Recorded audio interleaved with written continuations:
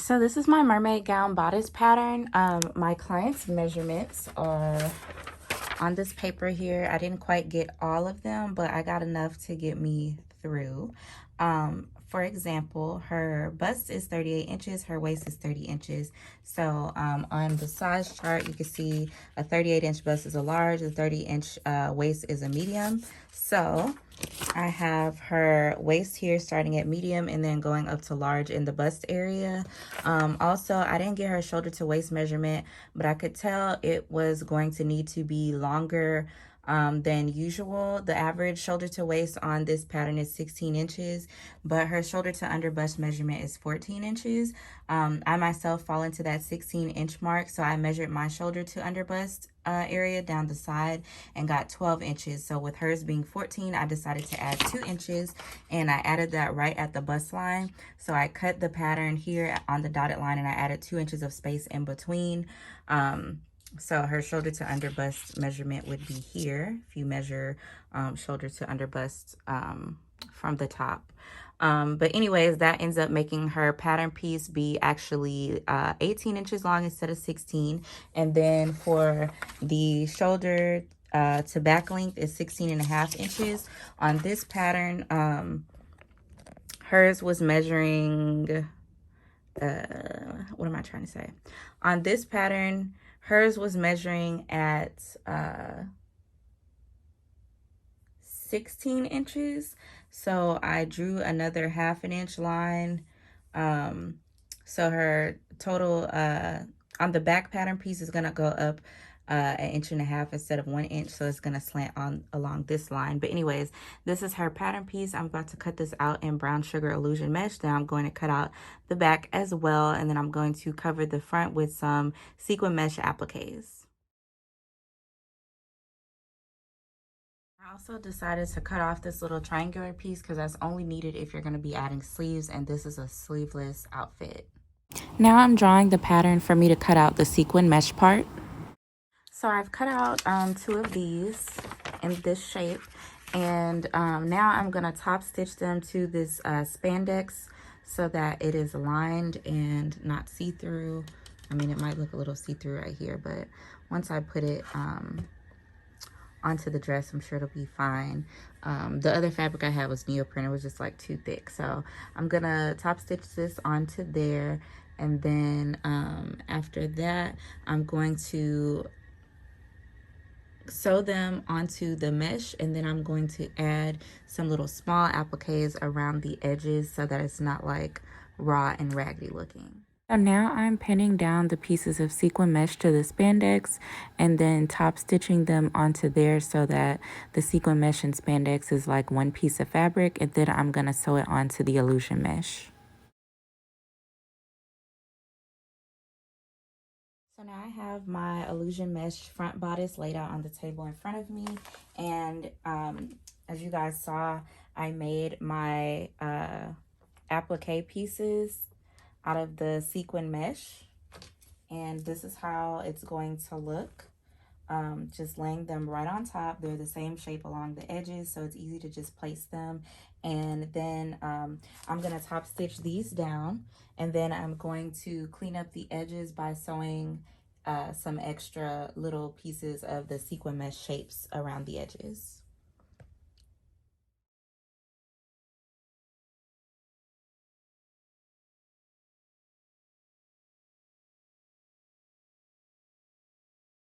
I'm sewing down the pieces of sequin mesh to the illusion mesh, just using a straight stitch on my sewing machine. Okay, for this next part, I'm going to be cutting out some individual shapes from the sequin mesh. The reason this looks like this, remember, I am dismantling a dress that I previously made. So you can see the zipper here is lined with neoprene, but I'm just going to actually cut this little panel off so I can work with this a little bit easier.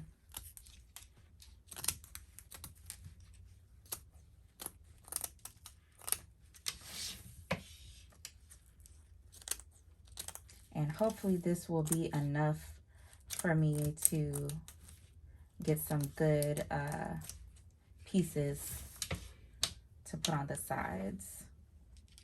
around the edges of the bust appliques. That's what I'm going to call them.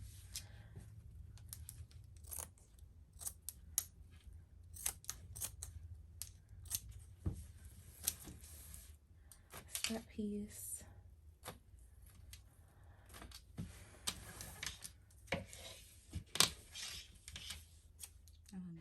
Right now I'm using my scissors to cut out individual pieces of sequin mesh so that I can attach them to the edges of the chest covering pieces. So you can see I'm doing that here. And all I did was just pin them down, and then you can either machine stitch them down or hand stitch them down, whatever is easier for you. I decided to machine stitch, and it worked out pretty well.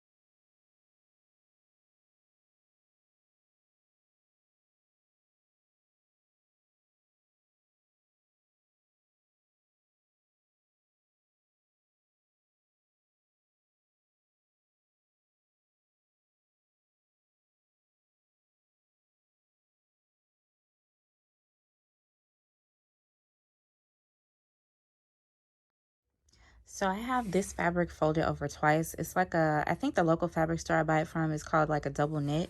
And I have my mermaid gown with Godet's skirt pattern pinned on top of it. It's literally just exactly enough. I'm cutting out 2 front pieces on the fold, and then I'm cutting out 2 back pieces. And I'm gonna cut this off here at the knee so that I'll just have the skirt, because I'm gonna be attaching something else to the bottom and not doing the flare. So since I'm doubling my fabric, I have 2 pieces for the front of the skirt, and I'm just sandwiching them around the front bodice piece so that when you flip them down, you don't have an ugly seam. And then I stitch it down using a zigzag stitch. Once you complete that and fold it out, look how nice it looks.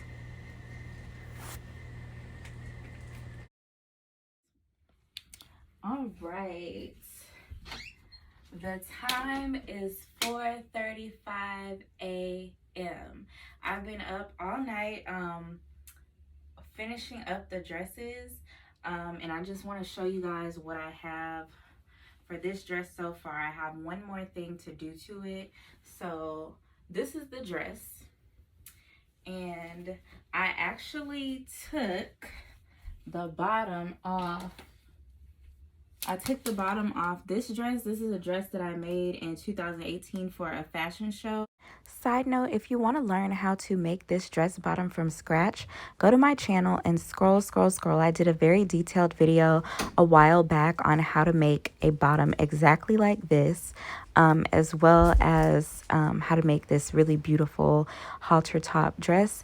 It's super long, super detailed, so make sure you check this video out if you haven't already. So I cut the bottom off. Well, I seam ripped the bottom off of this dress, and here is what is left. This dress I did not really like because my main color fabric was a bright white, and then the lace was like a off-white, not ivory, but just off-white. It's 2 very different shades of white. So I just decided it was time to dismantle it. As you can see, there is a row of tulle around the bottom of it, and that's to cover up the seam where the skirt meets the dress. So now I'm about to just do the same thing, put another row of tulle so you can't see it. I just took this off the bottom of that other dress, and now I'm gonna attach this to the new dress. This was actually my first bridal shoot, and it was a collaboration with makeup artist Kia Gradney, who goes by Brushwork by Susie Bougie. She did the makeup, I did the dresses. It was a lot of fun. We got some amazing photos, and I can't wait to do it again. Thank you guys so much for watching. I hope this video gave y'all some ideas on how you can hack my mermaid gown pattern and really create anything you want with it. Let me know in the comments what you guys plan on doing with the pattern. Tag me on Instagram, and I'll see you guys in the next video.